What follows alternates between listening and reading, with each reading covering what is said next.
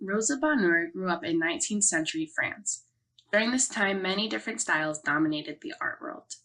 There was neoclassicism, which was a renewed interest on the idealized forms and mythology of ancient Greek, Roman cultures, and the Enlightenment and the Academy, which surrounds order and balance and refined compositions. There was also Romanticism, which was inspired by literature, emotional, intimate, the imagination, nature, fantastical views of faraway lands, as well as other whimsical ideals. There was also Impressionism, which surrounded loose brushwork, experimental approach to light and color. Now, this initially thought to be radical, but its popularity spread throughout France and other countries as well very quickly. And lastly, there was also Realism.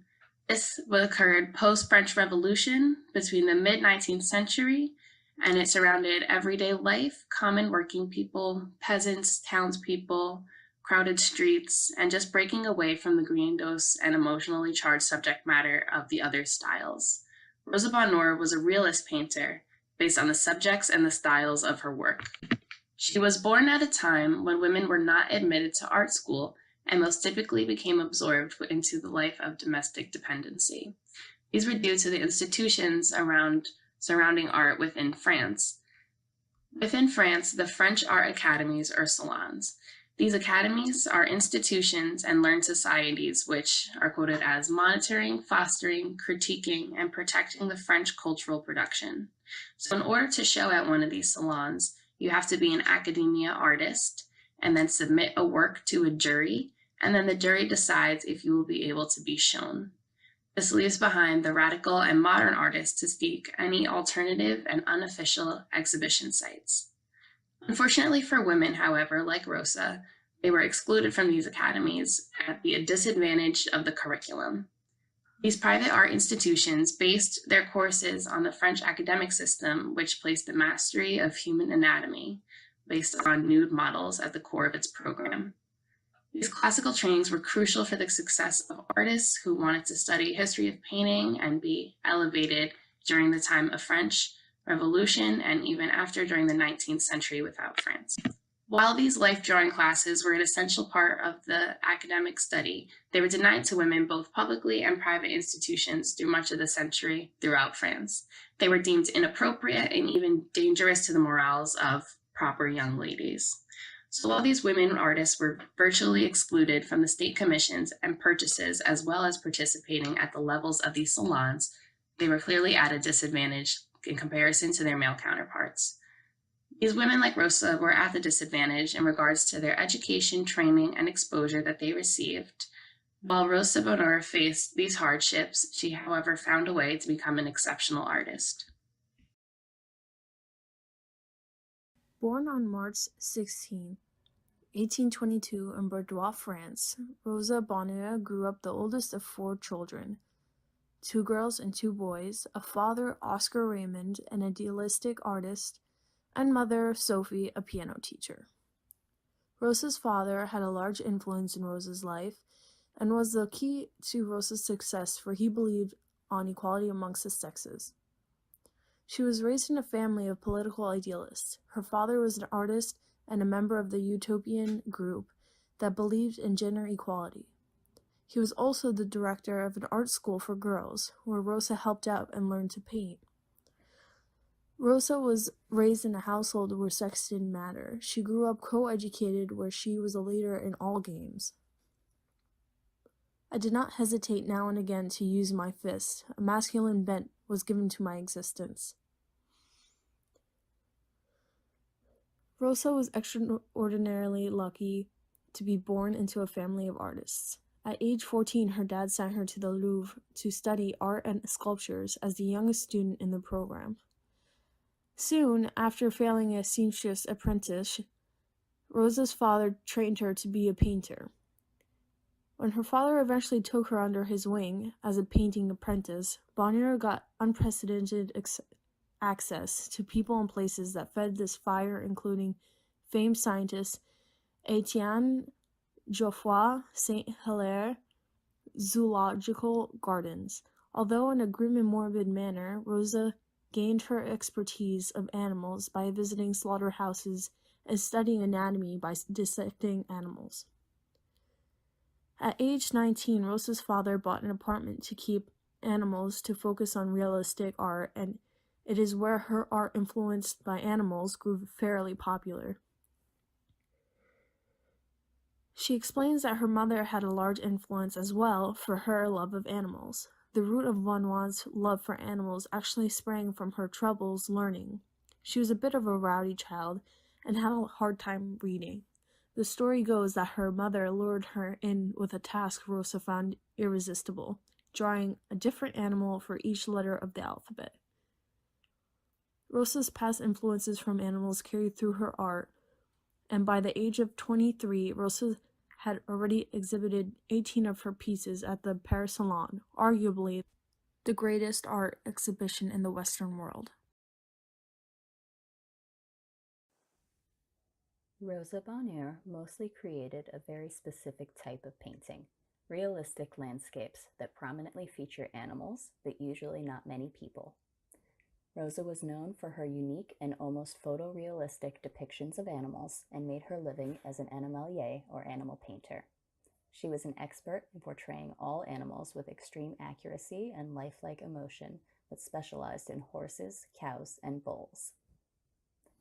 Just 2 years after her 1841 Salon debut, Rosa was already financially successful from her artwork and could afford to travel, which she did in order to study more animals in person throughout the countryside. She believed in painting from life whenever possible, bringing her easel out into the world with her. This was uncommon for the time, but in coming years the practice became extremely popular among Impressionist artists. In 1848, Rosa won the Salon's gold medal at the age of 26 for a painting called Cows and Bulls of the Cantal. This led to the French government commissioning her to create a large painting, Plowing in the River Night, which was exhibited in 1849 Salon and remains one of her most well-known paintings to this day. After Rosa's father passed away in 1849, she succeeded him as the director of the free drawing school for young girls that Raymond had originally founded. Rosa and her partner Natalie also established their own private studio in 1849, which the Mica family helped to operate.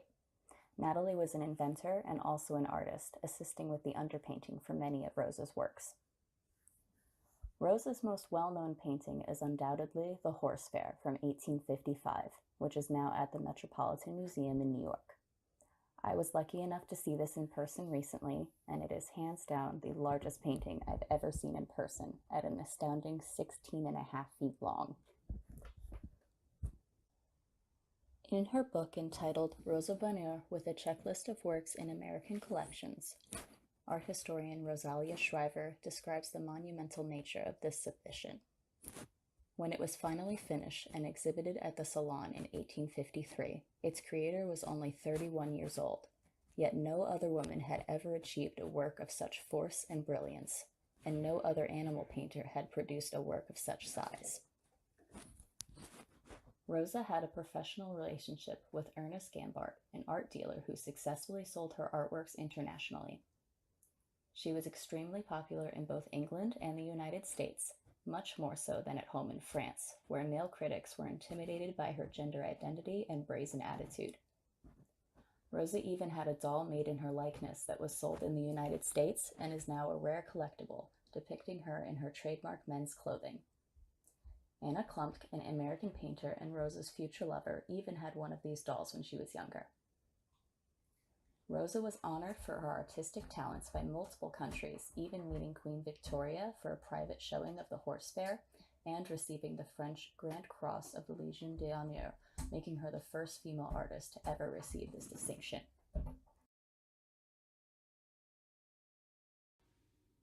In her late life, she explored new subjects in her artwork. In the 1870s, later in her life, she started to research and sketch lions, and she mastered the details of the way that they moved. She also raised some lions on her estate while studying them. Rosa also developed an interest for cowboys in the Wild West. In 1889, she went to Buffalo Bill Cody's Wild West show in Paris and painted his portrait. This picture is especially unique because Rosa's art was typically just of animals. At the Paris Exposition, Buffalo Bill's Wild West show included teepees, 97 Indians, 18 buffalo, and 180 horses. Rosa explored the show with Bill's permission and was touched by the Native Americans. Bill gifted Rosa with his dead horse's head as a gratitude for the portrait of himself. Rosa liked everything done her way. A colleague painted her portrait, and she specifically requested that he change her arm being rested on a table to her arm being rested on the head of a bull. Even Rosa's style of painting did not change. She ignored new painting trends, which resulted in her declining popularity in her work among the French public. Rosa Bonheur's death occurred on May 25, 1899, at age 77. Rosa was buried along two of her partners. Rosa's popularity declined after she passed away. A work of hers, which was originally sold for $4,200 in 1888, later sold for $46 in 1926. However, her most famous piece, Horse Fair, is still currently displayed in the Metropolitan Museum of Art. Rosa Bonheur was always content with who she was. Her private life was by no means private, as she fearlessly showed her true colors in all aspects of her life. If I had to describe her using only a couple words, I would choose controversial, original, courageous, and transparent. She made sure to reflect all these things, especially when it came to relationships. She was never shy about her sexual preferences, which back in her time were odd and judged upon. Her first lover was Natalie Micas, whom she met in 1836 at the young age of 14, and grew to love with the years. After the death of her parents, Bonheur moved with Natalie's family, and eventually they just took care of one another. Bonheur was known for connecting emotionally with members of her own sex. However, it is unknown whether or not the relationship between Bonheur and Micas transcended to sexual territory. Natalie supported Rosa's artistic career by taking care of household matters so that Rosa could fully focus on her paintings. They continued on like this for 50 years, until 1889, when Natalie passed away, leaving Rosa devastated. A few months later, Rosa met whom would become her second and final lover, American painter Anna Klump, who was 34 years her junior. They exchanged letters for almost a decade, becoming very close to the point where Rosa referred to her as a sister of the brush. However, in 1898, Anna requested Bonheur's permission to come to France and paint her a portrait, to which Bonheur accepted. This took her about 4 months because Rosa kept stalling her, as she did not want Anna to leave her side. Anna finished the portrait just in time for the Carnegie International Exhibition in Pittsburgh in November of 1898. After this, Rosa decided to confess her feelings to Anna and proposed a marriage of the souls, and for Anna to come to France and share her life. Despite Anna's mother's disagreement, Anna moved in with Rosa and made the last chapter of her life a happy one. Rosa Bonheur died a year later, in 1899, exactly 10 years after Natalie's passing. She insisted on being buried next to Natalie and have Anna be buried next to them once her time came. Anna continued to live in Bonheur's place for the remainder of her life. She outlived Bonheur by 43 years. Rosa Bonheur identified with the masculine point of view so significantly that she referred to herself as grandson and brother, as well as rejected the domestic role given to women during her time period. Women were expected to fulfill the duties of a wife and mother in the home, but Rosa saw marriage as a way to prohibit women from expressing their authentic selves. Her identifying herself as a male trickled down to her style of dressing. One will never catch Bonheur in frills or jewelry because she despised them both. In fact, many of her outfits consisted of a frock coat, loose gray trousers with understraps, boots, and hats. She was often mistaken for a man, but delighted in those moments.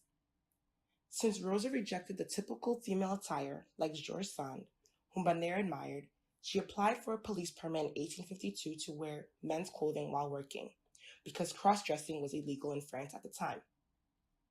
This bizarre mode of dressing later earned her the nickname Le Petit Hussard, meaning the little hussar. Rose Bonheur is an early example of a feminist. She lived her life independently and played by her own rules, whether it was by rejecting female attire and female duties or by openly being a lesbian. Just as George Sand served as a role model to Rosa Bonheur, Bonheur soon became a role model to iconic female artists like Georgia O'Keeffe and Frida Kahlo.